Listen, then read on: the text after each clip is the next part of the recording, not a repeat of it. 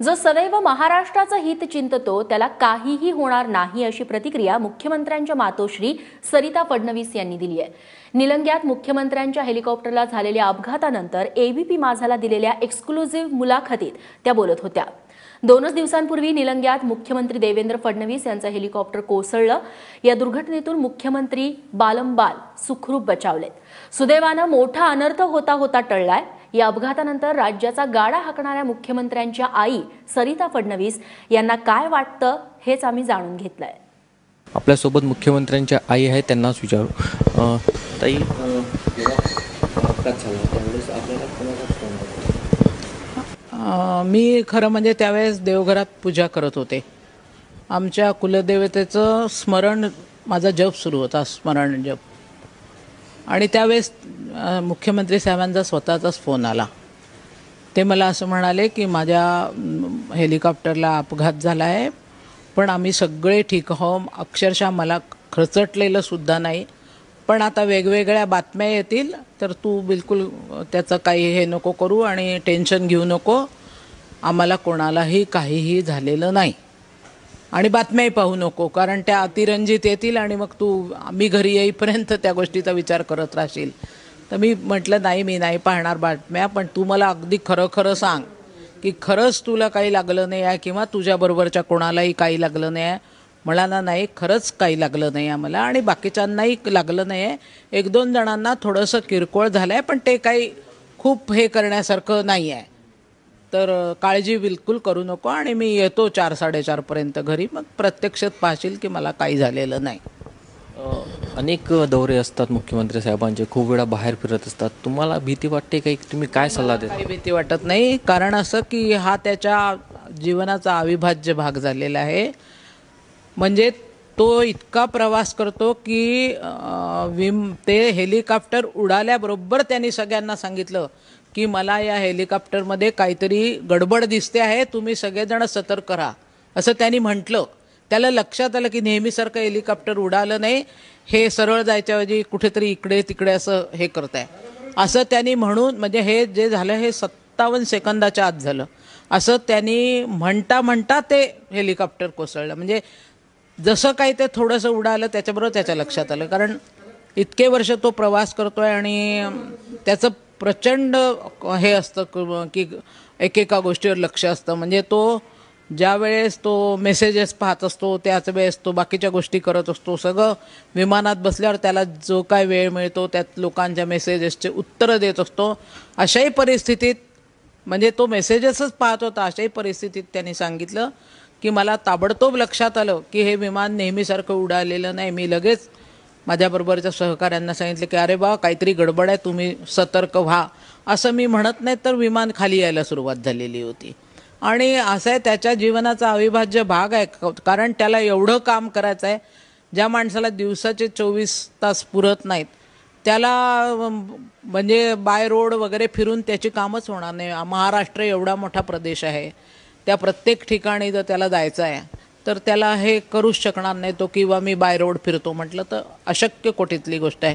360 दिवस काय आणि काय त्याला पुरणारच नाही जे काय काम करायचं आहे त्याच्यासाठी।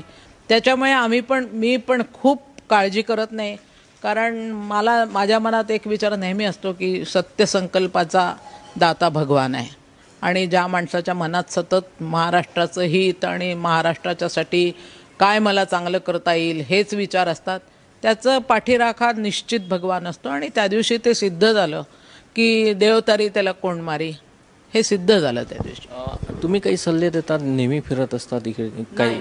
मी काहीही सल्ले देत नाही, कारण सल्ले देण्याच्या पलीकडे आहेत मुख्यमंत्री साहेब, कारण त्यांचं कामच तसं आहे। मला जाताना तो चुचकारून जातो की नाही मी लक्षात ठेवीन, मी असं करणार नाही, मी तसं, पण ते शक्य नाही आहे त्याला। मी जेव्हा सांगते तेव्हाही मला हे माहीत असतं की मी याला सांगते माझ्या मनाच्या समाधानाकरता सांगते, आणि तो माझ्या मनाच्या समाधानाकरता तो म्हणतो की हो मी नक्की लक्षात ठेवीन, मी असं करणार नाही, मी तसं करणार नाही, मी असंच करीन वगैरे, पण त्याला इच्छा असली तरी तो ते करू शकत नाही, हे मलाही माहीत असतं। त्याच्यामुळे काही नाही, आम्ही दोघांनी समजून घेतलं एकमेकांना। काय काळजी वाटते तुम्हाला? खूप वाटते काळजी, एक आई म्हणून तर काळजी वाटणारच आहे, खूप काळजी वाटते, येईपर्यंत नेहमीच काळजी वाटते, गेल्यानंतर पण मी पण परमेश्वरावर सोडते की आहे तो राखण करणारा, करेल रक्षा त्यांची, असं मला वाटतं. निलंगनला नंतर जेव्हा ती परत आली घरी त्यावेळेस काय तुमचं बोलणं? काही नाही, मला तो म्हणाला बघ मी अख्खाच्या अख्खा परत आलो आहे. मी म्हटलं हो, मला पाहू दे एकदा की तू अख्खाच्या अख्खा परत आला आहे, तुझे बोटं जागेवर आहे, तुझे हात जागेवर आहे, तुझं डोकं जागेवर आहे, दिसतंय मला ते. नाही म्हणा, एकदा पाहून घे, तुला नाही तर खोटं वाटतं की बा मी खरंच खोटं बोलतो आहे, मला नक्कीच काहीतरी झालं असेल, मी लपवून ठेवतो आहे वगैरे. असं काही नाही. मग त्यांनी सांगितलं की केतन पाठकांना थोडंसं लागलं आहे, बाकी मग आम्हाला कोणाला काही लागलं नाही आणि आम्ही अगदी ठीक आहोत. मी म्हटलं हो, एकदा माझ्या मनात आला विचार, कारण देवेन अतिशय शनिभक्त आहे. आता तो जेव्हापासून मुख्यमंत्री झाला तेव्हापासून त्याला देवळांमध्ये जाणं फार कठीण आहे. तर तो शनिवारी शनी मंदिरात गेल्याशिवाय कधीच नव्हता राहत. नागपुरात पण त्याचं ठरलेलं होतं, इवन तो नागपुरात आला तरी तो शनी मंदिरात जायचाच. पण आता काय होतं की शनी मंदिराच्या दर्शनापेक्षा लोक तिथे इतके जमा होतात की ते दर्शन बाजूला राहतं, कोणाला फोटो काढायचे असतात, कोणाला सह्या पाहिजे असतात, असं सगळं चालतं. त्याच्यामुळे आणि मुंबईत तर शक्यच नाही होत, त्याच्यामुळे तो जात नाही. पण शनी भक्त आहे तो खूप, त्याच्यामुळे कित्येक वर्ष तो त्यांनी असं नियम केलेला होता की तो वर्षातनं अनेक जणांना शनी शिंगणापूरला घेऊन जायचा. सकाळी आपल्या गाडीत जितके मावतील तेवढे बसवायचे, स्वतः ड्रायव्हिंग करायचं, सकाळी निघायचं आणि रातोरात परत यायचं. असे खूप हे केलेलं आहे त्याने. शनी भक्त आहे तो. आणि असं आहे की शेवटी आपल्याला जेव्हा तुमचा सगळंच अस्थिर आहे तेव्हा कुठल्या तरी शक्तीवर तुम्हाला विश्वास ठेवावा लागतो आणि ती शक्ती तीच आहे. ती सर्व याच्यामध्ये म्हणजे एकत्रित झालेली आहे.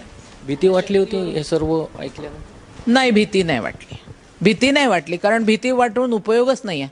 भीती वाटून एकदा जर तुम्ही असा विचार केला ना की मला या गोष्टीची भीती वाटते, ही माझी सायकोलॉजी आहे, तर भीती ही नेहमी वाढत जाते, खूप वाढत जाते. मग भीतीतनं आणखी भीती वाटते, आणखी भीती वाटते. त्यापेक्षा आपण जर मनाला आपल्या समजवलं की हट काही नाही होत, अशाने काही आपल्याला भीती वगैरे वाटत नाही, तर नाही वाटत. मग गडचिरोलीमध्ये पण असा एक प्रकार घडला होता.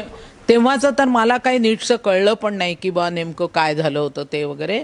पण त्याच्यानंतर आता इतके वेळा जातो तर माझ्या मनात असा विचार आला नाही कधी. किंवा आता लोक जे म्हणतात की घातपात होता का किंवा काय, मला असं वाटत नाही. मला असं वाटतं शेवटी एक आई म्हणून मला असं वाटतं की एवढा सज्जन माझा मुलगा आहे, त्याचा का म्हणून कोणी घातपात करेल?